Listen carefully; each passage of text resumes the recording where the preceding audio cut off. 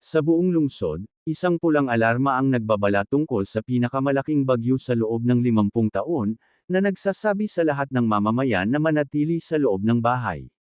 Ang mga lansangan ay puno ng takot at pagkalito habang tinitingnan ng mga tao ang madilim na kalangitan, nagtataka kung ito na ba ang katapusan ng mundo. Samantala, sina Jiang Lu at ang kanyang kaibigang may pulang buhok ay mabilis na bumabagtas sa basang mga lansangan sakay ng kanilang mga motorsiklo. Sumigaw ang kaibigan kay Jiang Lu na parang may mali sa sitwasyon at nagtanong kung dapat ba silang manatili o umalis, ngunit nanatiling tahimik at seryoso si Jiang Lu. Bigla, isang napakalaking nilalang na parang paniki sa maitim na pulang enerhiya ang sumisid sa kanila mula sa kalangitan. Nagalit si Jiang Lu at sumigaw na naghahanap ng kamatayan ang nilalang habang tinatawag niya ang isang bowl ang apoy. Nagpakawala siya ng isang malakas na pagsabog ng apoy sa halimaw, habang nagtataka ang kanyang kaibigan kung bakit sila aatakihin nito, dahil karaniwan nilang iniiwasan ang mga pioneer na kasing lakas ni Jiang Lu. Sa kanilang pagkabigla, lumabas ang nilalang mula sa apoy na may hiyaw, naganap na hindi nasaktan. Napagtanto ni Jiang Lu nang may pagkasindak na hindi dahil hindi nasunog ang nilalang, kundi dahil agad itong nabuhay muli. Dahil sa labis na kapangyarihan ng mga halimaw sa lungsod na ito, nagpasya siyang kailangan nilang umuwi kaagad. Ang eksena ay bumalik sa ilang oras bago, sa isang high-tech na control room sa Spiritual Energy Association. Sina Su Qingying at ang kanyang superior ay nasa isang pagpupulong kung saan iminungkahi ng isang opisyal na kailangan nila ang kanilang pinakamahusay na mga tao upang makipag-usap kay Fang Yi. Habang lilipat na sana ang superior upang makipag-usap kay Su Qingying, isang alarma ang umistorbo sa kanila. Isang espesyal na babala ang lumabas sa pangunahing screen, na nagpapahayag na isang A-level anomaly ang darating sa sentro ng lungsod sa loob ng 24 na oras, at maraming mga bat-like anomaly ang nagtitipon na sa mga suburb. Tinanong ng superior ng association kung talagang isang A-level anomaly ito, at nag-aalalang idineklara ni Su Qingying na dapat silang magpadala ng isang team kaagad at sasama rin siya. Ang eksena ay bumalik sa kasalukuyan, kung saan ang pinuno ng Destroyer Squad ay tumangala nang may takot sa isang higanteng bersyon ng Bat Monster na bumababa sa kanya. Nagmamadali siyang sumigaw sa kanyang communicator, itinama ang ulat at nagbabala na ang anomaly ay hindi A-level, ito ay S-level. Ang malaki at malilim na anyo ng nilalang ay lumalaki, ang kumikinang na pulang mga mata nito ay nagmamasid habang naghahanda itong sirain ang lahat. Ang eksena ay lumipat sa isang tahimik na distrito ng militar na may walang laman at futuristic na mga hallway. Gayunpaman, sa labas, isang matinding labanan ang nagaganap. Isang napakalaking kulumpo ng kumikinang na pulang bat-like anomaly ang umaatake sa isang military warship, na nagpapaputok ng isang malaking pagsabog ng enerhiya bilang depensa. Sa gitna ng kulumpon, si Jiaolan ay paspusang lumalaban. Ang kanyang katawan ay isang ipu-ipu habang ginagamit niya ang malalakas na purple energy whips upang hiwain ang mga alon ng madilim na nilalang. Huminto si Jiaolan, pinagmamasdan ang walang katapusang daloy ng mga halimaw. Alam niyang ang kanyang natatanging kakayahan ay nagpapahintulot sa kanya na hubugin at palakasin ang kanyang espiritual na kapangyarihan, ngunit ang bilang ng mga dark attribute bats ay patuloy na lumalaki. Pakiramdam niya ay sinusubukan nilang pigilan siya at ang kanyang mga sundalo na gumawa ng isang mahalagang bagay. Sa sandaling iyon, isang batang lalaking blonde, na pumutok ng dilaw na kidlat, ang lumapag sa tabi niya. Ngumiti siya, binabati siya sa kanyang kapangyarihan. Pagkatapos ay ipinaliwanag niya ang kanilang masamang sitwasyon. Ang buong distrito ng militar ay hawak lamang ng ilang high-level na opisyal. Humihingi siya ng kanyang mga utos. Sinabi ni Jiaolan sa kanya na ang kanilang mga komunikasyon ay na-jam, na ginagawang imposible na makipag-ugnayan sa sinuman sa labas. Ipinapalagay niya na ang ibang mga distrito ng militar ay nahaharap sa parehong problema.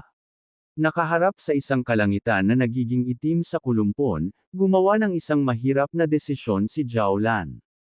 Isinigaw niya ang kanyang mga utos, inuutusan ang dalawang squad na manatili at ipagtanggol ang restricted zone kahit anong mangyari. Ipinahayag niya na ang lahat ay susunod sa kanya upang masira ang mga linya ng kaaway at subukang kumonekta sa iba pang puwersang militar. Sa kanyang utos na ibinigay, siya, ang Blonde Lightning user, at ang kanilang mga sundalo ay tumalon sa labanan, handang ipaglaban ang kanilang kalayaan. Habang sila ay lumilipad patungo sa lungsod, nagkaroon ng isang nakapangingilabot na realisasyon si Zhao Lan. Tinitingnan ng lungsod, naganap na natatakpan ng pulang dugong kulumpon, nauunawaan niya ang kanilang tunay na layunin. Ang tunay na target ng anomaly ay hindi kailanman ang military zone. Ito ay ang buong lungsod. Sa malakas na ulan, ang mga mamamayan ay nag-uunahan upang magtago. Sa isang hintuan ng boss, naghihintay ang live streamer na si Malala at isang lalaki, ngunit siya ay nasasabik sa halip na matakot. Sinabi niya sa lalaki na ang kakaiba at malakas na ulan ay isang perpektong pagkakataon para sa isang sikat na stream. Sa isang determinadong ngiti, sinabi niya na kung minsan kailangan mong sumugal para sa kamanghamanghang footage. Ang kanyang pananabik ay mabilis na nauwi sa pagkasindek. Sa sumunod na sandali, isang malilim na bat-like monster ang sumugod mula sa kadiliman at kinain ng lalaki habang nanunood si Malala, na sumisigaw. Ang hangin ay napuno ng kaguluhan habang isang napakalaking kulumpo ng mga nilalang na ito ang bumaba sa kalye. Tumakbo si Malala para sa kanyang buhay, naririnig ang natakot na mga sigaw na iniinom ng mga paniki ang kanilang dugo. Naabutan siya ng isa sa mga nilalang at inatake siya, at sumigaw siya na naniniwalang dumating na ang kanyang katapusan. Nang malapit na sanang sumalakay ang halimaw, isang maliwanag na asol na talim ng enerhiya ang humiwas sa hangin, na pumatay sa nilalang at nagligtas sa kanya. Isang figure na napapalibutan ng asol na kidlat ang lumapag ng may biyaya sa likod niya. Ang tagapagligtas ay si Su Qingying, na nakatayo kasama ang dalawa sa kanyang nakabalabal na mga miyembro ng squad. Inalok niya ang isang kamay sa natakot na si Malala, sinasabi sa kanya na dadalhin siya ng kanyang mga kasamahan sa bahay ng ligtas. Habang tinutulungan ng dalawang miyembro ng squad ang nagulantang na babae, binalaan ng isa si Su Qingying na ang bilang ng mga C-level na bat anomaly ay lumalaki, at tila nag-i-evolve sila. Sa isang galit na tingin, sinabi ni Su Qingying na kung alam nilang ang mga nilalang ay nag-i-evolve sa pamamagitan ng pagkain ng mga tao, dapat silang magmadali at dalhin ang lahat ng mga sibilyan sa isang ligtas na lugar. Pagkatapos ay ibinigay niya ang kanyang huling utos, sinasabi sa kanyang team na magkita siyang muli sa lugar na ito sa ibang pagkakataon, dahil ito ang lugar na may pinakamaraming anomaly. Sumang-ayon ang kanyang mga kasamahan habang inaakay nila si Malala palayo, iniiwan si Su Qingying na mag-isa upang harapin ang lumalaking pulang dugong kulumpon. Sa itaas ng lungsod, si Fang Yi ay lumundag at lumapag sa isang rooftop, nakaharap sa isang malaking multi-eyed na bersyon ng bat anomaly. Tinitingnan ng walang katapusang kulumpon sa ibaba, nagulat siya na ang buong grupo ay nag-evolve na, ang kanilang kapangyarihan ay papalapit sa 3-star Ghost Axe Realm. Bilang tugon sa malaking banta, tinawag niya ang isang maliwanag na nagliliyab na espada ng gininto ang apoy. Sa isang solong malakas na swing, nagpadala siya ng isang napakalaking alon ng apoy na humiwas sa kulumpon, na sumunog sa isang malaking bilang ng mga nilalang kaagad. Gayunpaman, habang pinapanood niya, ang kanyang mata ay kumikinang ng pula, at napagtanto niya na ang laban na ito ay hindi pa tapos. Nauunawaan niya na ang anomaly na ito ay iba. Ang bat swarm ay tila hindi mapapatay, patuloy na nagpapagaling at damadami, na ginagawang imposible na sirain ang mga ito sa pamamagitan ng simpleng pag-atake. Nakikita niya na ang mga kulumpon ng mga dark attribute na nilalang na ito ay lumitaw sa bawat mataong lugar ng lungsod. Pakiramdam niya ay hindi mabilang na magkakaparehong disaster zone ang lumitaw ng sabay-sabay, at alam niyang ang paghahanap sa mga miyembro ng association sa kaguluhan ay aabutin ng masyadong maraming oras. Tinitingnan ng lungsod, na natatakpan na ngayon ng isang umiikot na madilim na ulap, napagpasyahan niya na wala siyang pagpipilian kundi harapin ang mga kulumpon ng paisa-isa. Nagpa siya sa isang bagong diskarte, itinaas ni Fang Yi ang kanyang kamay at ginamit ang kanyang ultimate technique, ang walang limitasyong madilim na mundo. Isang napakalaking umiikot na vortex ng madilim na berdeng enerhiya ang sumabog mula sa kanya, at idineklara niya na ang mga anomaly ay magiging pagkain para sa kanyang espiritual na bulaklak. Habang nagsisimulang sipsipin ng kanyang vortex ang kulumpon, naiisip niya ang kanyang mga kaalyado. Isang pangitain ng mga pioneer na tinipon niya sa kanyang tahanan ang lumitaw sa kanyang isipan, sina Lin Yi, Su Qingying, Zhang Xiaoya, at iba pa. Alam niyang dapat siyang kumilos ng mabilis. Naniniwala siya na sa kakayahan ng kanyang pinsan at sa proteksyon ng iba pang mga pioneer, ang kanyang tahanan ay dapat naligtas sa ngayon. Ngunit nauunawaan din niya na kung lumala ang sakuna, ang bangungot ay magiging totoo, at ang kaligtasan ay magiging halos imposible para sa lahat. Pagkalipas ng 10 minuto, si Su Qingying ay nakikipaglaban pa rin sa isang rooftop, na napapalibutan ng walang katapusang kulumpon ng bat anomalies. Nagngangalit ang kanyang mga ngipin sa pagkabigo, na pagtanto na kahit gaano karami ang kanyang sirain, patuloy pa rin silang dumarating. Masyadong mabagal ang paggaling ng kanyang espiritual na kapangyarihan, at nag-aalala siya na malapit na siyang maubusan ng enerhiya. Saglit din niyang iniisip ang kanyang dalawang kasamahan sa team, umaasa na ligtas sila habang sinasamahan ang sibilyan. Isang biglaang, natakot na sigaw para sa tulong ang nagpatingin sa kanya sa kalangitan.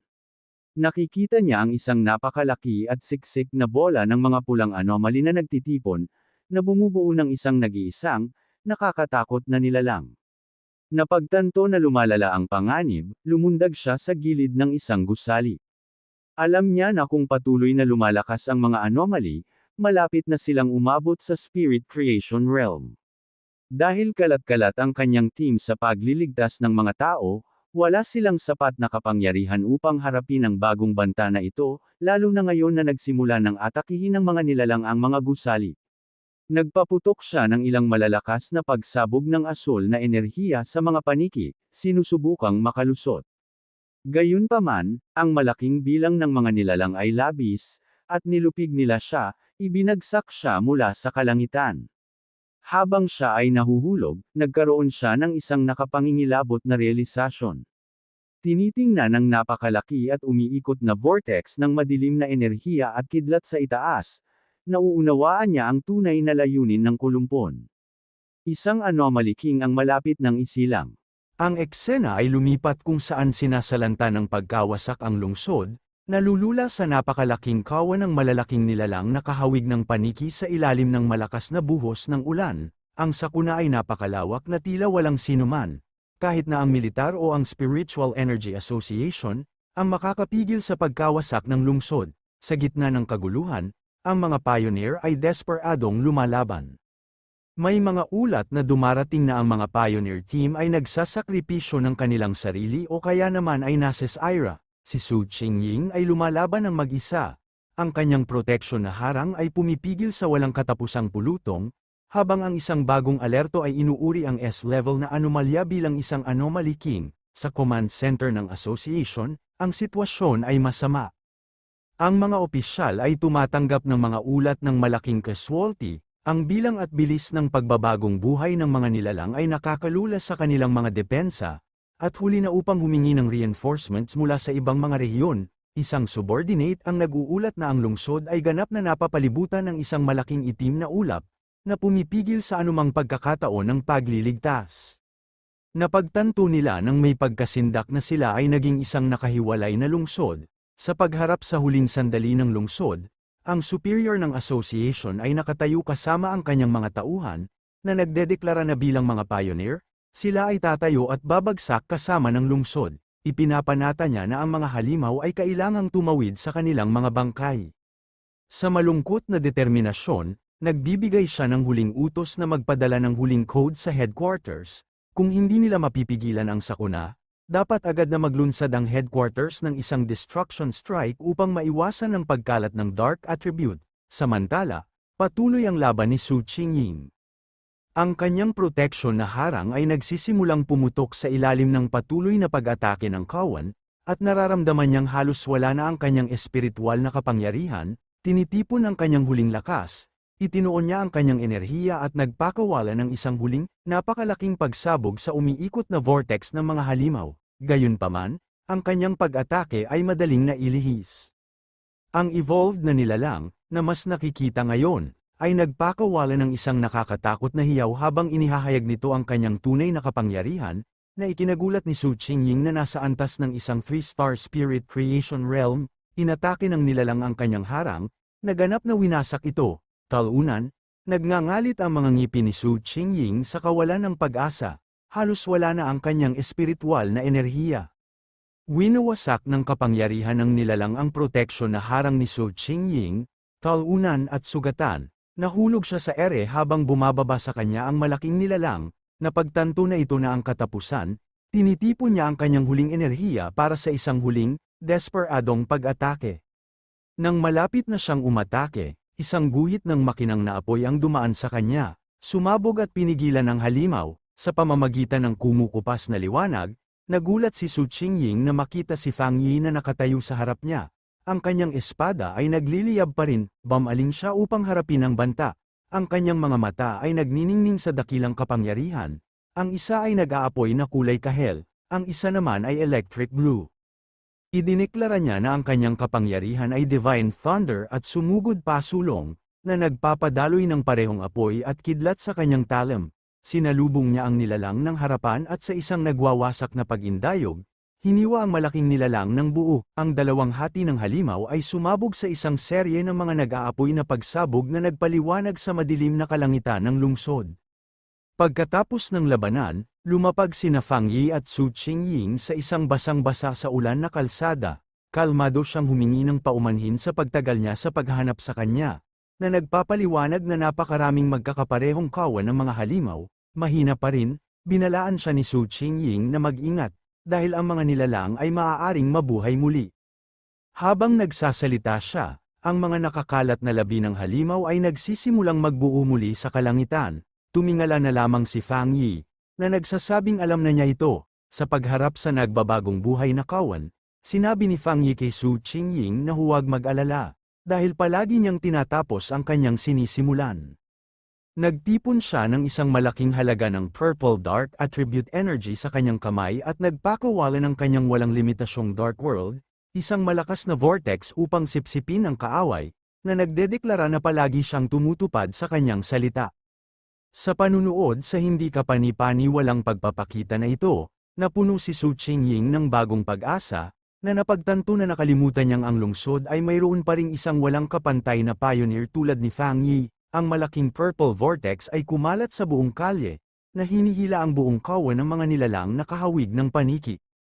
Sa isang utos, pinapaliit ni Fang Yi ang vortex, na pinipiga ang hindi mabilang na mga halimaw sa isang solong, matatag na orb ng purong dark energy. Bumaling siya kay Su Qingying at tinanong kung okay lang siya. Pinasalamatan niya siya sa pagliligtas sa kanya at sinabing okay lang siya, na may gamot na makakatulong sa kanyang gumaling. Napansin ng kanyang mga pinsala, seryoso ang ekspresyon ni Fang Yi. Ipinatong niya ang isang kamay sa kanyang balikat, at isang bugso ng asul na kidlat ang agad na tumakip sa kanya, na nagdulot sa kanya na sumigaw sa gulat. Ipinaliwanag niya na nilinis niya ang dark attribute mula sa kanyang sistema at sinabi sa kanya na bendahe ang sugat. Namangha si Su Qingying sa kanyang napakalakas na thunder attribute, na napansin na ang sakit ng kanyang sugat ay nabawasan at mas mabilis itong gumagaling kaysa sa advanced na gamot ng association. Samantala, sa command center ng association, sumigaw ang isang operator sa excitement na tila bumababa ang bilang ng mga grupo ng halimaw. Gayunpaman, isa sa mga superior ang malungkot na itinama siya. Ipinaliwanag niya na ang lahat ng rescue pioneer team ay inatake at nawalan ng contact. Ang bilang ng mga halimaw sa labas ng lungsod ay hindi bumababa. Ipinagpalagay niya na ang mga kawan sa lungsod ay nagtitipon dahil ang anomaly king ay malapit ng lumitaw. Malungkot siyang nag-isip tungkol sa pagnanais na makita ang kanyang mga magulang, ngunit alam niyang imposible na ito ngayon, na nagpapasya na ang tanging magagawa niya ay gampanan ang kanyang huling mga tungkulin. Habang pareho nilang pinapanood ang malaking berdeng vortex sa kalangitan, tinanong ni Fang Yi si Su Qingying kung mayroon siyang anumang solidong impormasyon tungkol sa kung ano ang kanilang kinakaharap. Ipinaliwanag niya na ito ay isang super S-class na anomalya na nagpaplanong kumain sa buong lungsod, na may antas ng kapangyarihan na kasing taas ng halimaw na kinailangang ISIL ng Star God Warzone. Sa isang malungkot na ekspresyon, sinabi niya sa kanya na ang ganitong pangyayari ay tinatawag na isang cataclysm, at ang mga kawan ng mga halimaw ay isang babala lamang ng tunay na sakuna na darating. Sinabi niya na sa loob ng kawan, isang nakakatakot na espiritu ang isinisilang, at kung magtagumpay ito, ang buong lungsod ay masisira. Ibinahagi ni Su Qingying ang natutunan ng association. Habang ang mga halimaw ng parehong uri ay madalas na kumakain sa isa't isa upang mag-evolve, ang Dark Attribute Anomalies ay iba. Ang isang ganap na evolved na tinatawag na Anomaly King ay may kapangyarihan na pumipilit sa lahat ng iba pang anomalies ng kanyang uri na sumunod dito. Bumaling siya kay Fang Yi na may nag-aalalang tingin. Habang ang kanyang kapangyarihan ay hindi kapanipaniwala, itinuro niya na hindi pa niya nararating ang maalamat na Jinggang Realm. Ipinaalala niya sa kanya na ang pinakamalakas na pioneer ng bansa ay naiwang nakarete sa kama matapos ISIL ang isang katulad na sakuna. Nakikiusap sa kanya. Sinabi niya na hindi nila kayang mawalan ng isa pang henyo at hinimok siya na tumakas, sirain ang blockade ng halimaw, at sabihin sa militar na iwanan ang lungsod. Pinutol ni Fang Yi ang kanyang desperadong pakiusap sa pamamagitan ng isang banayad na tapik sa kanyang ulo, na nagtatanong ng mapaglaro kung nakalimutan na niya ang lahat ng natutunan niya sa paaralan. Ang kanyang ekspresyon ay naging matatag habang idineklara niya na ang lungsod na ito ang kanyang tahanan, at babayaran niya ang anumang halaga upang protektahan ito. Naiwan si Su Qingying na walang imik sa kanyang determinasyon. Nang walang isa pang salita, lumakad siya palayo at tumalon sa isang mataas na rooftop, na nakatayo sa harap ng malaking berdeng vortex kung saan lumilitaw ang Anomaly King. Napapalibutan ng isang makinang na gininto ang aura, malungkot niyang napansin na tila ang lungsod ay iniaalay bilang isang sakripisyo para sa kapanganakan ng haring ito, at isinaaktibo niya ang kanyang gininto ang kapangyarihan ng araw. Bumaling siya kay Su Qingying, na sumunod sa kanya, at humingi ng pahiram sa kanyang wrist device, na nagpapaliwanag na kailangan niya ito upang makita ang mga anomalya at makipag-ugnayan sa association. Ibinigay niya ito, hawak ang device sa isang kamay at ang kanyang nagliliyab na espada sa isa pa. Idineklara ni Fang Yi na kailangan niyang umakyat doon at sirain ang nilalang bago ito ganap na mabuo. Nakatayo siyang handa habang patuloy na lumilitaw ang napakalaking Anomaly King mula sa umiikot na vortex sa itaas ng lungsod.